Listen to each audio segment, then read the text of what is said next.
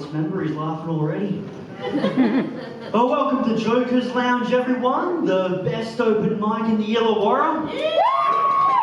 I know society and city exists now, but let them give time to catch up. We're still the best one.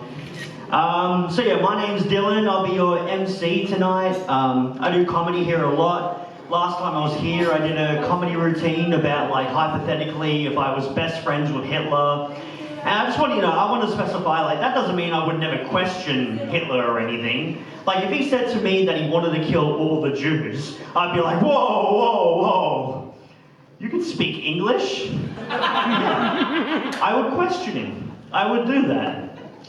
But I'm not the biggest fan of genocide, so maybe we wouldn't be the best of friends. I've got a very low tolerance for genocide. I've got a low tolerance for most things, really. I'm a lightweight, which is great, you know, cheaper, easier to get drunk and everything. I don't understand people who brag about their, their high tolerance for alcohol and drugs. They're like, oh yeah, it takes a whole case of beer to get me drunk. I need extra drugs to feel any kind of high, because I'm a fucking legend. Yeah, way to feel intolerant about good things. I mean, I assume that if you're drinking and doing drugs, it is for the purpose of getting drunk and or high. And you're a fucking legend because it's more expensive and more difficult for you to do so. I'm much happier being a lightweight. These people are what are they going to brag about next? Being intolerant of lactose or Jewish people? Free Palestine! I'm not commenting on that. I have not researched that topic for a very specific reason. I don't want any comments. Anyway, I'll happily talk about Hitler and Jews and all that. That's yeah. Who are we cheering for then? Me. That's right. Anyway, high tolerance of things. What was I saying? Damn it, Sarah Marco. Guess I'd better fuck off because I don't like it.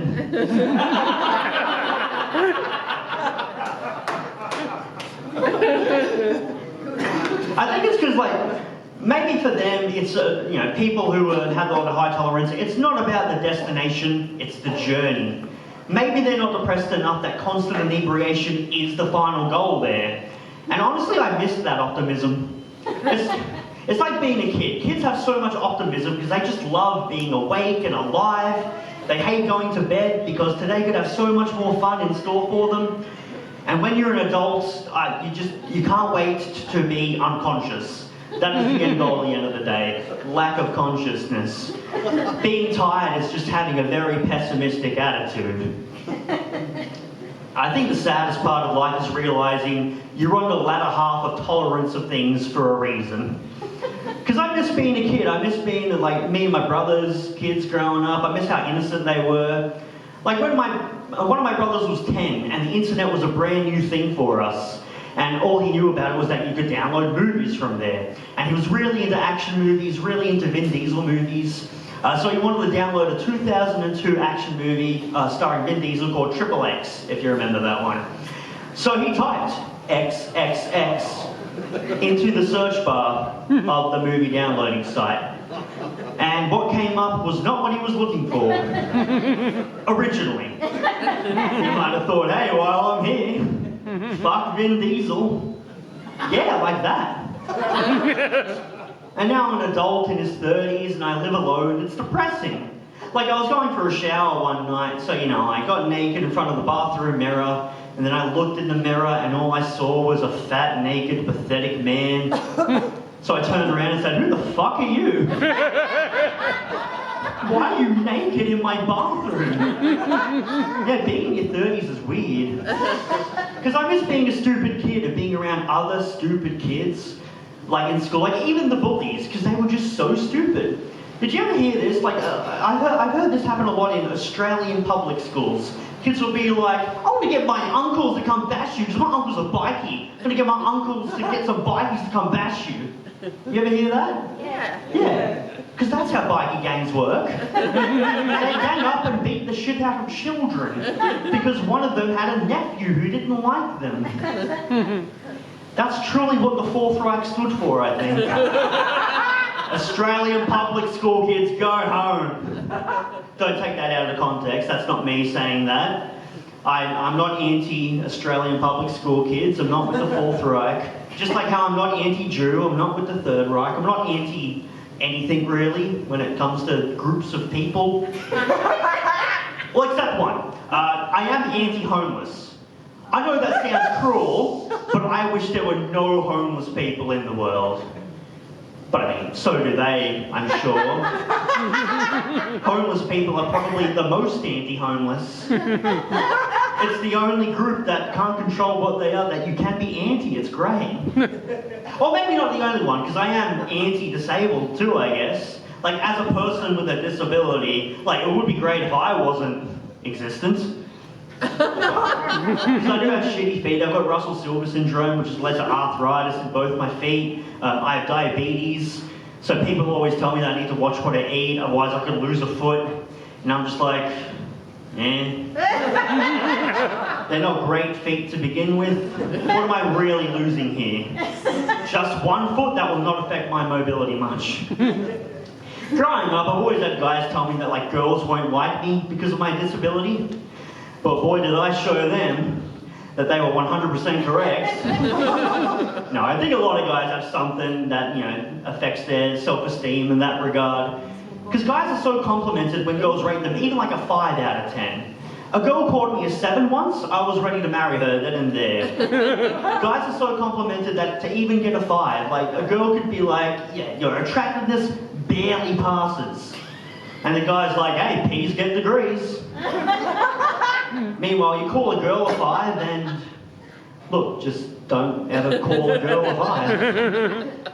I think guys look at that glass half full and girls look at it half empty. And boy, are they thirsty. And I think even really attractive guys, and girls too, like, they can be complimented if they're a 5 because they have like imposter syndrome or something. But if you don't know, imposter syndrome is basically the most privileged syndrome someone can have. Their worst case scenario is, oh, what if I actually suck and everyone's just being nice to me? Your worst case scenario is everyone is being nice to you. I want that syndrome. That should be called up syndrome. That beats the shit out of Russell Silver syndrome any day. Because that's the thing that gave me arthritis. So in case any of you who don't know Wayne are confused, he is black. I do feel the need to tell you this because once he did a gig at the Icon and the person who ran that comedy night got a complaint after from a woman who said there was a white American guy who came up and kept saying the N-word. That man was Wayne. I think you'll be alright. Yeah, well done for Sarah Marco dating someone for the first time. That's pretty cool. I remember when I dated someone for the first time and she was alright. She was okay. I don't have the same passion as other people showing off their girlfriends. I was like, oh, wait till you meet her. She's so tolerable. You might not hate her. You might actually stand being around her. Woo!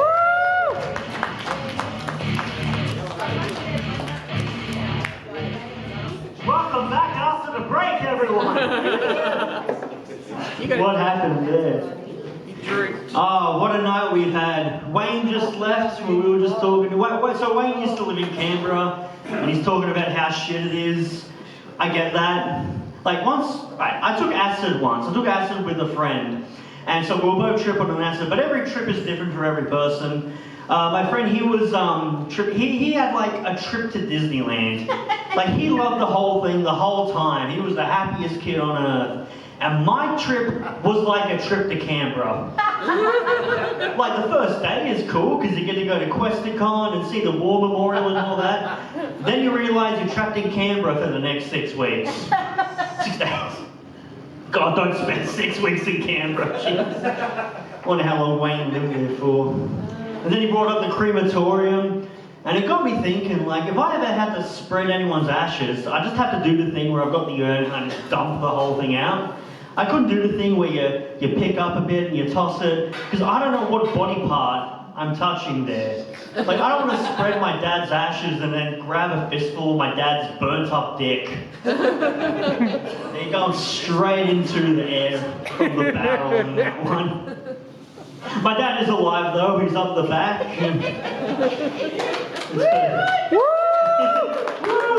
Yes, he's there. But yeah, future reference, you're not getting cremated. And if you are, you're just getting dumped. He'll be dead, he doesn't care. Still harsh. Sorry?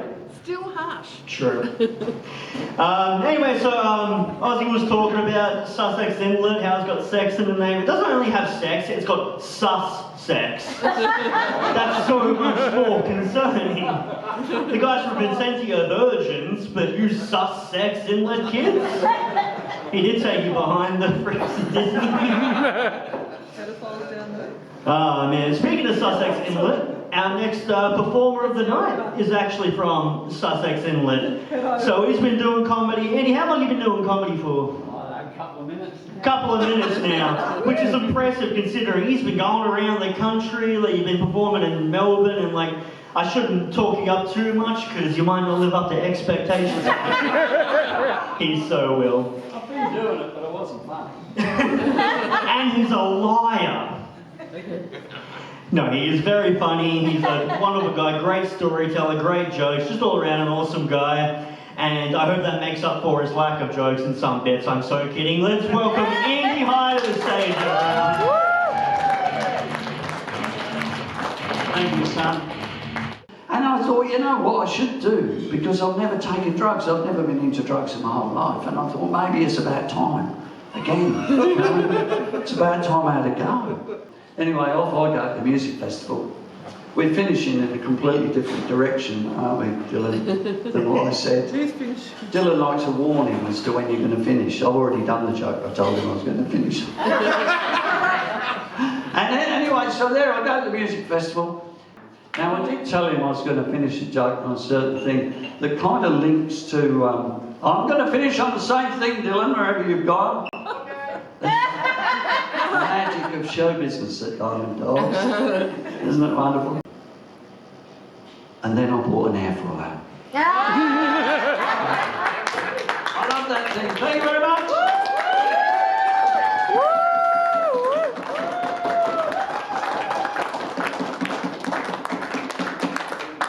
Andy High, everyone. What a legend. Man's exactly double my age. I'm 32, he's 64. The physical stuff he was doing there, falling over and all that, if I do that, genuinely call an ambulance. Disability or otherwise, I would not survive that. And so how old were you when you had drugs for the first time, Andy? 63, or was it before? I still haven't, son. You still never did. I've never even smoked a joint. You are lame. No, I'm kidding. I never tried any drugs till I was 25. It was, New Year's, January 2018, and I had this New Year's resolution that I wanted to be open to newer experiences, and all I could think of was doing drugs. So yeah, I smoked weed once. A month later, I went straight to doing a whole tab of acid and had that trip to Canberra. So anyway, everyone killed it tonight. Wayne Peoples, Sarah Marco, Gussie Ryback, Sharon Jones, Ozzy Morgan, Andy High. Tonight went fantastic. Round of applause for everyone, please.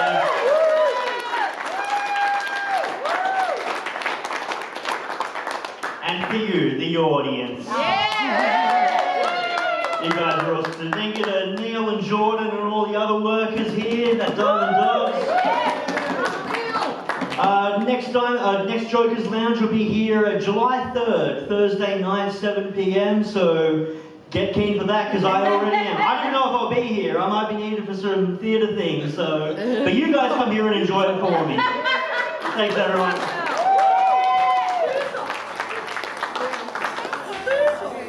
Great, thanks.